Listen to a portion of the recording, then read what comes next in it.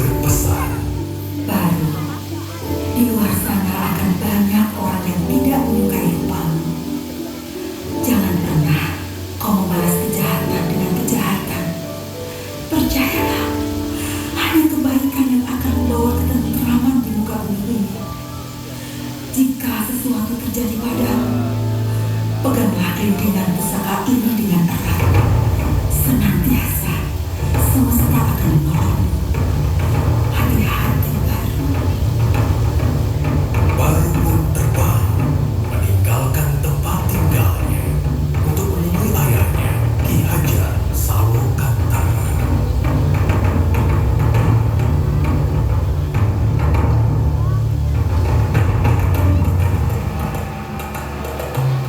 Setibanya di Gunung Telomoyo, Baru Glendeng membangunkan Ki Hajar dengan keberadaannya. Ki Hajar Sawokantara sangat terkejut melihat rupa Baru Glendeng yang merupakan seekor ular naga. Baru Glendeng kemudian memberitahukan Ki Hajar bahwa ia adalah anaknya. Ki Hajar merasa tidak percaya.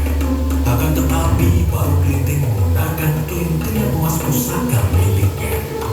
Ki Hajar kemudian menguji Baru Glendeng dengan berkata bahwa jika Baru Glendeng mampu untuk melingkari Gunung Telomoyo dengan tubuhnya, maka Baru adalah anaknya.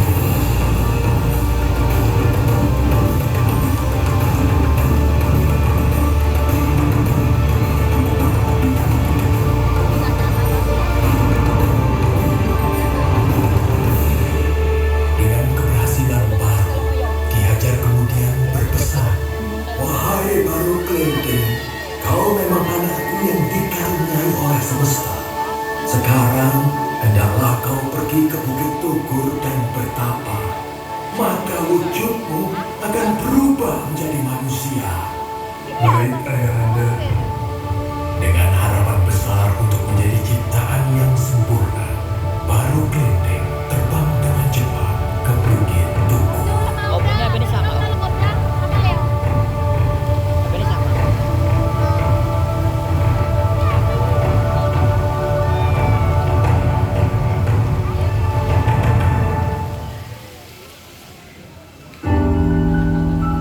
Namun di perjalanan, ia melewati suatu desa yang dilanda kemiskinan.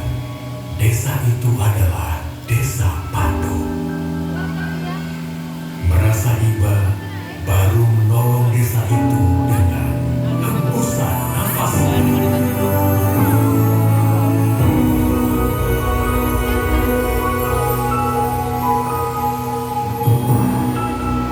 Warga Desa Patung dengan berlomba-lomba mengambil semua makanan itu. Di saat yang bersamaan, semesta mengubah Baru Glendeng menjadi seorang anak manusia.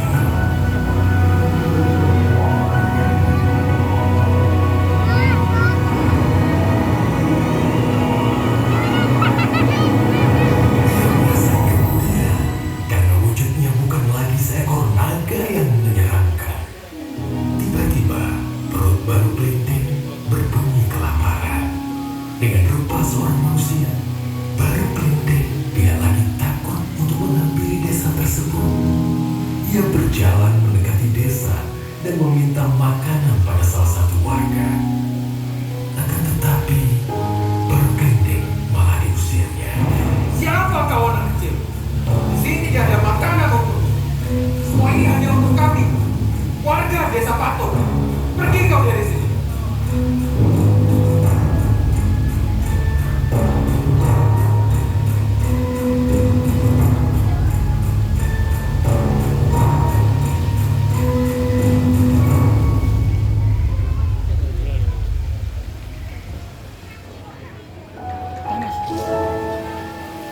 Tiba-tiba seorang nenek menghampirinya. Nenek itu menanyakan mengapa Baru menangis. Kemudian Baru bercerita bahwa warga Desa Patung mengusirnya. Mendengar cerita Baru, nenek itu mengajak Baru ke halaman rumahnya dan memberikannya sepiring makanan. Lalu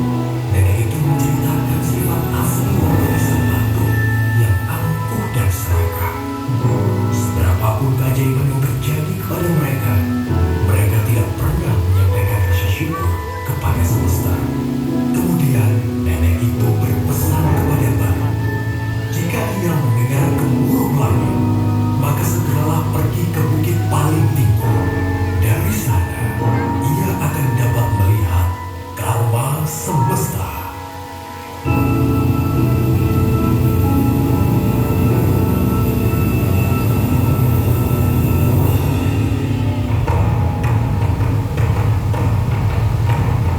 Tak lama kemudian, gunung besar terdengar dan hujan mulai turun.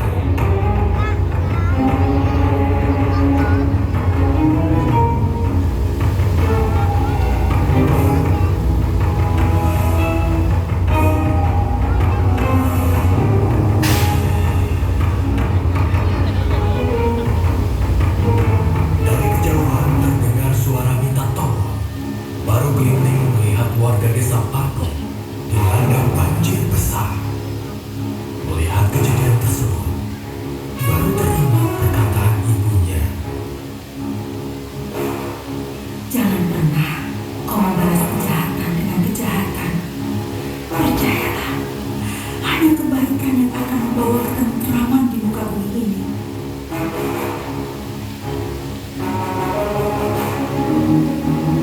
Baru Glenting kemudian berdoa kepada semesta. Wahai semesta, kembalikanlah wujudku seperti semula. Aku ingin menolong semua orang dengan wujudku apa adanya. Dengan wujud ular naga seperti sedia kala, baru Glenting menolong warga desa Patung dari bencana banjir tersebut.